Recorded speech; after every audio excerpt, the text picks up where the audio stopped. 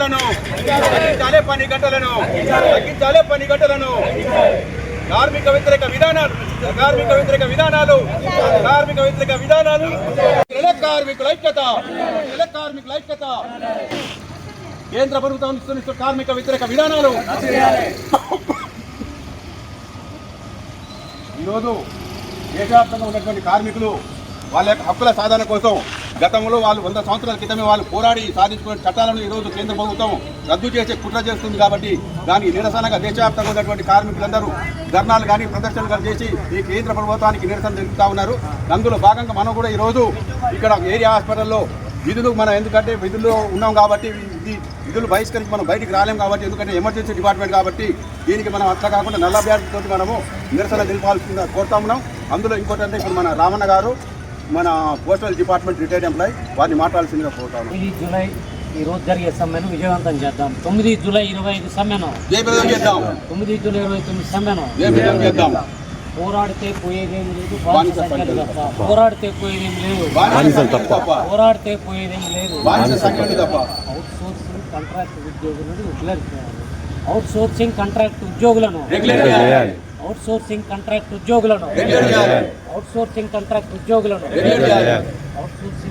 ఉద్యోగులకు కనీస వేతన చట్టాన్ని అమలు చేయాలి. అవుట్ సోర్సింగ్ కాంట్రాక్ట్ ఉద్యోగులకు 26,000 జీతాన్ని అమలు చేయాలి. అవుట్ సోర్సింగ్ కాంట్రాక్ట్ ఉద్యోగులకు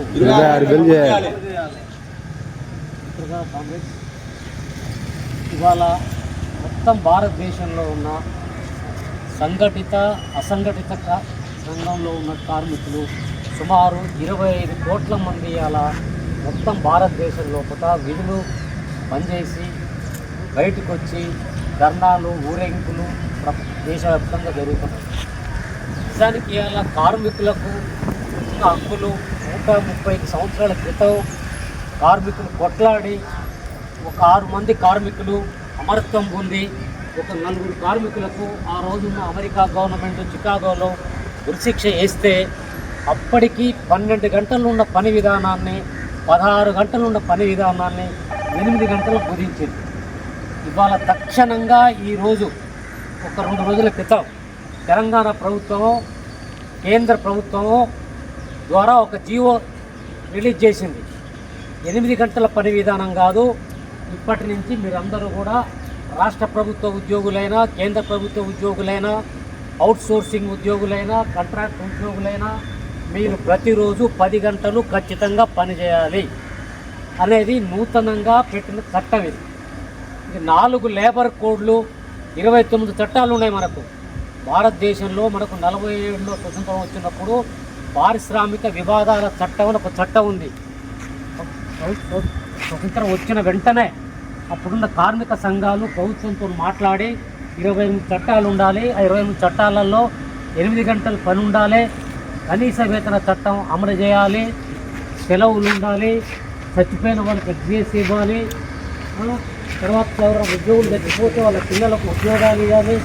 ఇట్లా డిమాండ్స్తో చర్చించి ఒక ప్రణాళిక రాసుకున్నారు.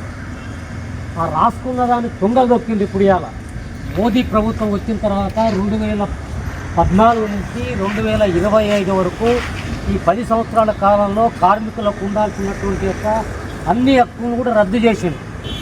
ముఖ్యంగా కనీస వేతనం 26,000 ఉండాలనే చట్టాన్ని వాళ్ళు అమలు చేయమంటున్నారు. పెన్షన్ కూడా 9,000 ఇవ్వాలని ప్రభుత్వం చెప్తున్నది, కమిటీలు చెప్తున్నది 9,000 ఇవ్వాలని. ఎవరికి అసంఘటిత కార్మికుల్లో ఉన్నట్టు ఎవరైనా కూడా రిటైర్ అయినప్పుడు వాళ్లకు ప్రభుత్వం సేవ చేసింది కాబట్టి 9,000 పెన్షన్ ఇవ్వాలంటే ప్రభుత్వం ఏం చెప్తుందంటే మేము 1,000 రూపాయలే ఇస్తామంటుంది. ఈ రకంగా ప్రభుత్వాలకు రావాల్సినటువంటి యొక్క ఏది కూడా ఇవ్వడానికి సిద్ధంగా లేదు. అయితే విచిత్రమైన విషయం ఏంటంటే మొత్తం ప్రభుత్వంలో భారతదేశంలో ఉదాహరణకు చెప్తున్నాను నేను, ఒక 10 లక్షల మంది ఉద్యోగస్తులు ఉంటే ఇవాళ గవర్నమెంట్ ఉద్యోగులు ఎంతమంది ఉన్నారంటే 4,000 మంది ఉన్నారు. 10 మంది గవర్నమెంట్ ఉద్యోగస్తులు ఉంటే 4 లక్షల మంది ఉన్నారు. 10,000 మంది ప్రభుత్వ ఉద్యోగులు ఉంటే ప్రభుత్వ ఉద్యోగులలో 4,000 మంది మాత్రమే గవర్నమెంట్ ఉద్యోగులు. 10 మంది ప్రభుత్వ ఉద్యోగులు ఉంటే 4 గవర్నమెంట్ ఉద్యోగులు. మిగతా ఉద్యోగులు మొత్తం కూడా అవుట్ సోర్సింగ్ కాంట్రాక్ట్. ఇవాళ మీ హాస్పిటల్ నేను అనుకుంటున్నాను సుమారుగా ఒక 20 మంది డాక్టర్లు ఉంటే నా అనుభవం ప్రకారం ఒక 6 గవర్నమెంట్ డాక్టర్లు ఉంటారు, మిగతా 14 మంది అవుట్ సోర్సింగ్ కాంట్రాక్ట్ ఉంటారు. మీ క్లాస్ 4 కానీ తర్వాత ఇంకా అటెండర్లు అనుకుంటున్నాను ఒక 30 మంది ఉంటే ఒక 5-6 కన్నా ఎక్కువ రెగ్యులర్ ఉద్యోగులు ఉంటారు అనుకోవట్లేదు. మీరందరూ కూడా అవుట్ సోర్సింగే. ఈ ప్రభుత్వ విధానాన్ని రద్దు చేయాలని మనం అడుగుతున్నాం. ఎందుకు శ్రమ దోపిడీ చేస్తున్నారు? వాళ్ళకు నెలకు 30,000 ఇచ్చి మాకు 8 మీకు ఎంత ఇస్తున్నారు? 11,000 ఎందుకు ఇస్తున్నారు? మాకు 26,000 ఇవ్వాలి. అది వల్ల మనం కోరుకుంటున్నాం. దానికోసమే దేశవ్యాప్తంగా సమ్మె జరుగుతున్నది. కాబట్టి ఇది మనం అర్థం చేసుకోవాలి. మనం కొట్లాడకుండా ఎవరింట్లో వాళ్ళ ఉండి ఎవరు డ్యూటీ వాళ్ళు చేసుకొని మనం ఇంట్లోకి పోతే మనకు సమస్యలు ఎవరు పట్టించుకోరు. మనం ఎప్పుడైనా బయటకు వచ్చి కార్మిక సంఘాల వాళ్ళతో కలిసి వాళ్ళ సమస్యల కోసం వాళ్ళు కొట్లాడుతున్నప్పుడు వాళ్ళ పక్కన నిలబడి వాళ్ళు చేసే పోరాటాలు నిలబడితే మనకు ఇవాళ మొదలుపెట్టి ఇంకా 4 సంవత్సరాలకైనా కూడా విజయవంతం అవుతుంది. నాకు సంబంధం లేదు, నాకు వస్తుందా అంటే రావు. కొట్లాడకుండా ప్రపంచంలో ఇది జరగలేదు. ఇంకొక చిన్న విషయం చెప్తాను ఇవాళ. ఇప్పుడు మీకు 9,000 జీతం వస్తుంది అంతే కదా, 11,000 జీతం వస్తుంది, వాళ్ళకి 26,000 జీతం వస్తుంది. ఇవాళ గమ్మత్తు ఏం జరుగుతుందంటే కేంద్ర ప్రభుత్వం ఏం చేస్తుందంటే ఇవాళ ఒక private corporate hospital Yashoda hospital ఉంది. ఆయన కింద దాదాపు ఎంతమంది పనిచేస్తారంటే ఒక 2,000 మంది ఉద్యోగస్తులు పనిచేస్తారు. ఆయన ఏం చేయాలంటే ప్రతి సంవత్సరం కార్పొరేట్ పన్ను కింద ఆయన 10,000 సంపాదిస్తే 4,000 రూపాయలు గవర్నమెంట్ కట్టాలి. అది లెక్క. గతంలో కాంగ్రెస్ గవర్నమెంట్ పెట్టి లేకపోతే ప్రభుత్వాల లెక్క. ఇవాళ మోడీ ప్రభుత్వం ఎవరైతే సంపన్నులు ఉన్నారో వాళ్లకు మన నోర్లు కొడుతుంది. మనం నోర్లు కొట్టి మన శ్రమ చేయించుకుంటారు. మన డబ్బులు వాడు ప్రభుత్వానికి చట్టబద్ధంగా కట్టాల్సిన దాన్ని కూడా అది కూడా కట్టకుండా వాళ్లకు మేలు చేస్తున్నాడు. ఈ వివక్ష జరుగుతున్నది. ఈ వివక్ష మనం అర్థం చేసుకోవాలి. ఈ వివక్ష అర్థం చేసుకోకుంటే మనకు రాదు. ఇవాళ అంతా ఏమంటున్నాడు మోదీ, ఇక అంతా మనం అందరం హిందువులమే, మనకు ఏ సమస్య అయినా కూడా పరిష్కారం దొరుకుతుంది, మనం అందరం ఒక్కటే ఉండాలి, మనం చీలిపోవద్దు అంటున్నాడు. మరి హిందువులకు నువ్వు ఎందుకు అన్యాయం చేస్తున్నావు? మరి నువ్వు సరే ముస్లింలకు మన శత్రువులు అంటున్నావు, మరి మాకు కూడా అన్యాయం చేస్తున్నావు కదా. హిందువులందరికీ కూడా నువ్వు కనీస వేతన చట్టాన్ని అమలు చేయాలి కదా, నువ్వు 26,000 ఇవ్వాలి కదా, నువ్వు హిందువువే కదా, మనందరం హిందువులమే కదా. మైనారిటీస్ని కాసేపు మాట వరుసతో మనం మాట్లాడుకోవటానికి అనుకుందాం. మనం ఊరికనే ఒక మాట వరుసకు అనుకుందాం. 180 మంది మనం హిందువులమే కదా, ఒక 16 మంది వాళ్ళు ఉన్నారు, వాళ్ళకి కాదు మనకేం చేస్తున్నావు? వాళ్ళ మీద కోపం ఉంది అనుకుందాం. ఇంకోటి వాళ్ళకి చేస్తాం లేదు, మనకు చేస్తాం లేదు. ఏమంటాడు అప్పుడైనా మన సమస్యలు కూడా ఈ దేశంలో ఉన్న మైనారిటీస్ వాళ్ళు వస్తున్నాయి, ఈ సంపదంతా వాళ్ళకి పోతుందని ఒక బతాయింపు చేస్తుంది. ఇది కూడా ఒక భాగం అన్నమాట. మన సమస్యలు పరిష్కారం కావాలంటే శ్రమ చేసేవాడికి, జీతం చేసేవాడికి, రెక్కల ముట్టుకోనికి మతము కులం అక్కర్లేదు. మన శ్రమ ఎంత చేస్తావో 8 గంటలు పని చేస్తే నువ్వు చెప్పింది ఏమంటున్నాం మనం.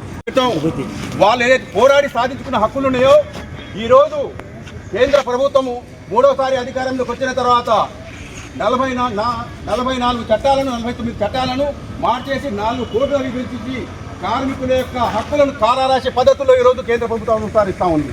రెండోది ఏంటంటే ఈరోజు మనము గతంలో 10 మంది ఉన్నా 7 ఉన్నా సమ్మె మనం సంఘం పెట్టుకునేందుకు కానీ సమ్మె చేసేందుకు అవకాశం ఉండేది. ఈరోజు 100 మంది ఉంటే తప్ప ఇలా సంఘం పెట్టే పరిస్థితి లేదు. రెండోది ఏంటంటే ఇవాళ మనము పోరాడి సాధించుకున్న ఏదైతే చట్టాలు ఉన్నాయో మనం 8 గంటల పని విధానం కోసం అమెరికా దేశంలో చికాగో నగరంలో కార్మికులు రక్తం చిందించారు. ఆ రక్తంలో పుట్టే జెండా ఎర్ర జెండా, అక్కడి నుంచే స్టార్ట్ అయిన ఎర్ర జెండా 8 గంటల పని విధానం కోసం. ఈరోజు కార్మికులకు ఆ 8 గంటల పని విధానం కాకుండా 10 గంటల పని విధానం తీసుకొస్తూ ఉంది.